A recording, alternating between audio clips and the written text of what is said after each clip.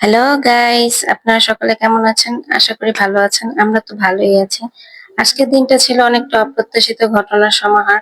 সকালে ভাতিজির পরীক্ষা থাকায় আমাদের সকাল সকাল বের হয়ে পড়ি। তো মিরপুর 10-এ যেতে হতো। পরিকল্পনা ছিল যে মেট্রো রেলে করে দ্রুত পৌঁছে যাব। তাই বেশ উৎসাহ নিয়ে সকালবেলা ঘুম থেকে বের হই। কিন্তু রেল স্টেশনে গিয়ে আমরা জানতে পারলাম যে মেট্রো রেল বন্ধ। আমাদের সাথে তো পুরো স্ক্যাম হয়ে গেল।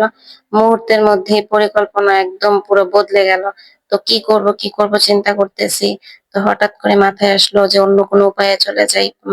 মেট্রো রেল তো যাবে না, কারণ যেহেতু বন্ধ। তো অন্য কোনো উপায়ে আমরা জেনে প্রথমে একটু চিন্তা হচ্ছিল, কারণ পরীক্ষা কেন্দ্রে সময় মতো পৌঁছানো যা খুবই গুরুত্বপূর্ণ ছিল। চিন্তা করি যে বাসে উঠে যাবো, এজন্য শাহবাগ মোড়ে চলে আসি বাসে করে ওঠার জন্য। এখান থেকে মিরপুর 10-এর বাস পাওয়া যাবে। তো আমরা এরপরে দ্রুত করে বাসে উঠে পড়ি।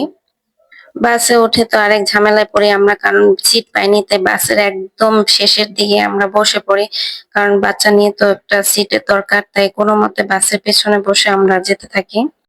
যাত্রাপথে কিছুটা ব্যস্ততা থাকলেও শেষ পর্যন্ত সময় মতো আমরা পরীক্ষা কেন্দ্রে পৌঁছেছিলাম। ভাতিজি পরীক্ষা দেওয়ার জন্য ভেতরে চলে যায়, আর আমরা বাইরে অপেক্ষা করতে লাগলাম। সেই সময়টুকু গল্প করে, আশপাশ ঘুরে এবং অন্যান্য গার্ডিয়ানদের সাথে আমরা বসে বসে গল্প করতে থাকি এবং কি করব সেই জন্য বসে বসে সবকিছু করতে থাকি।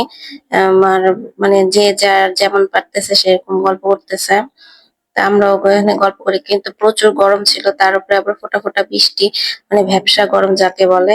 তো ভ্যাপসা গরম শেষে যখন পরীক্ষা কেন্দ্রে চলে যায়, তখন আমরা আহ নাস্তা করিনি, তাই নাস্তা করার জন্য আশপাশ হেঁটে ঘুরতে থাকি, দোকান খুঁজে থাকি। কারণ হচ্ছে এই সাত সকালবেলা কোনো দোকানই খোলা ছিল না। তো যাই হোক, কোনো দোকানই খুঁজে পাইনি। তো অবশেষে আমরা একটা সিঙ্গারা পুরির দোকান পেয়ে সেখান থেকে সিঙ্গারা খেয়ে নিই। আমার মেয়ে সিঙ্গারা পেয়ে, মানে ক্ষুধা লেগেছিল বলে সিঙ্গারা পেয়ে তো সে খুবই খুশি। সিঙ্গারা খাওয়া ছাড়া আমরা ছোটখাটো আর অনেক নাস্তা খাই। যেমন বুট ভাজা, তারপরে পেয়ারা পেয়ারা মাখা, আম মাখা, আমড়া মাখা, এগুলো চা, তারপরে এগুলো খেতে থাকি। এছাড়াও সেখানে পরীক্ষা চলাকালীন অভিভাবক ও শিক্ষার্থীদের যে ব্যস্ততার মুখ এবং তারা যে উদ্বিগ্ন, মানে অস্থিরতা তাদের মধ্যে কাজ করতেছে, এটা একদম স্পষ্ট ছিল। যেহেতু ঝিরিঝিরি বৃষ্টি পড়তেছিল, তাই সবাই ছাতা নিয়ে বসছিল এবং ১ ঘন্টা পার হয়ে যাওয়ার পর পরীক্ষা শেষ হয়ে যায়। তো অবশেষে ভাতিজির মুখে একটু স্বস্তি, তার মুখে দেখে বুঝতে পারি তা যা পরীক্ষা ভালো হয়েছে। তার পরীক্ষা ভালো হয়েছে শুনে আমাদের কষ্টটা কিছুটা লাঘব হয়।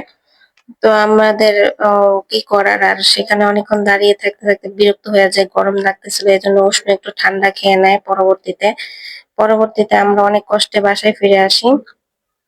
তা আমাদের এই আজকের অভিজ্ঞতা আমাদের মনে করিয়ে দিল যে সবসময় পরিকল্পনা অনুযায়ী কাজ না হলেও পরিস্থিতির সাথে মানিয়ে নিতে হয়। তো বন্ধুরা, আমাদের ব্লগটি কেমন লেগেছে অবশ্যই কমেন্ট করে জানাবেন। ভিডিওটি ভালো লাগলে লাইক, শেয়ার, সাবস্ক্রাইব করে আমাদের সাথে থাকবেন এবং অবশ্যই আমাদেরকে সাপোর্ট করে যাবেন।